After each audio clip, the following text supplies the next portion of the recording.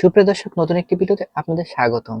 মার্কিন president Donald Trump 2 সপ্তাহের জন্য ছুটি নিয়েছেন, কিন্তু কিন্তু এই দুই সপ্তাহ তো পেরিয়ে গেছে, তবুও আরো 2 দিন অতিক্রম হয়েছে। এর মাধ্যম দিয়ে নির্দিষ্ট মার্কিন যুক্তরাষ্ট্র ইরান ইসরায়েল সংঘর্ষে জড়িত 22শে জুন ট্রাম্পের আদেশ, যুক্তরাষ্ট্রে ইরানে 3টি গুরুত্বপূর্ণ পারমাণবিক স্থাপনা হামলা চালিয়েছেন। ইরান ও ইসরায়েলের সংঘর্ষ কারণের মধ্যে যে অস্থিরতা দৃষ্টি করছেন, সেই দৃষ্টিতে যুক্তরাষ্ট্র এই হামলার পর পুরোপুরি মুখ ফেটে যাচ্ছে। ট্রাম্প এমন হামলা চালিয়েছে কেবল আন্তর্জাতিক আইন নয়, মার্কিন যুক্তরাষ্ট্র সরকার নিজস্ব আইন লঙ্ঘন করছেন। শান্তি আলোচনার এই হামলা শুধু উত্তেজনা বাড়ছে না, বরং পুরো অঞ্চলের ভূ-রাজনৈতিক চিত্র পাল্টিয়ে দিচ্ছে। যদিও ট্রাম্প তার এই হামলা একটি উল্লেখিত সামরিক সফল হিসেবে দাবি করছে, তবে বিশ্লেষণ বলছে হামলার ফলে ট্রাম্প ও তার দেশের 4টি ঝুঁকির মুখে পড়ছে। এই ঝুঁকিগুলো বাস্তবায়ন লাভ করে বিশ্বের রাজনৈতিক মূল বদলে দিতে পারে। আসুন বিস্তারিত জানি। শান্তি তো দূরে থাক, যুদ্ধ স্থাপিত। মার্কিন প্রেসিডেন্ট ডোনাল্ড ট্রাম্প তার নির্বাচনের প্রতিশ্রুতি দিয়েছিলেন তিনি নির্বাচনের প্রচারের মধ্যে যুদ্ধ সংঘর্ষ ঘাঁটি নিজেই শান্তি দূত স্থাপিত করবেন। তিনি আফসোস করছেন, কেন নোবেল পুরস্কার দেওয়া হচ্ছে না। কিন্তু সময় বদলে যাচ্ছে, উল্টো কথায় এমন ট্রাম্প নিজস্ব যুক্তরাষ্ট্রে ইরান ও ইসরায়েলের সংঘর্ষ জড়িয়ে ফেলছে।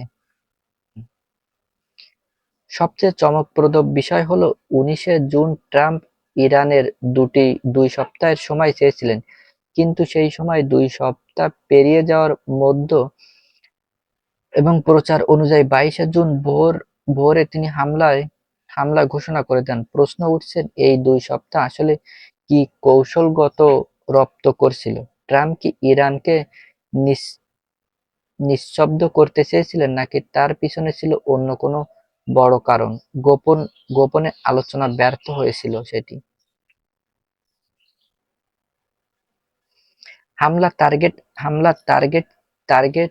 হামলার টার্গেট তিনি কেন্দ্রীয়। 22শে জুন সকালে যুক্তরাষ্ট্র তিনি ইরানে পারমাণবিক স্থাপনা হামলা চালিয়েছেন। এর আগে 22শে জুন ইসরায়েলে এই স্থাপত্যগুলো হামলা চালিয়েছেন। প্রশ্ন উঠছে, কেন তিনি এই কেন্দ্রতে এত গুরুত্ব দিচ্ছেন? ইরান সবচেয়ে বড় ইউক্রেন এবং সমবৃদ্ধি কেন্দ্র থেকে 225 কিলোমিটার দক্ষিণে। এখানে প্রযুক্তির মাধ্যমে ইউক্রেনে পারমাণবিক জ্বালাতে এবং রূপান্তরিত কাজ করতে হয়। ইরানের সবচেয়ে সুরক্ষিত পারমাণবিক কেন্দ্র পাহাড়ের নিচে গোপন নির্মাণ করা হচ্ছে। এটি মূলত মাটির 80 থেকে 90 মিটার। ইসরায়েল সবসময় বলছে যুক্তরাষ্ট্র এমন জায়গায় অস্ত্র রাখছে যা ধ্বংস করতে পারে। 1984 সাল চীনের সহযোগিতায় নির্মাণ এই গবেষণাগারের কেন্দ্রে ৩,০০০ লোক কাজ করেছিলেন। এটি ইরানের পারমাণবিক কর্মসূচি এবং এটি সবথেকে বড়।